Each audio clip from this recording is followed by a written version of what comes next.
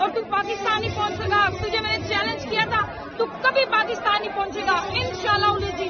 यहाँ से तेरा ताबूत वापस पाकिस्तान जाएगा रणवीर से, क्योंकि तुम्हारी औकात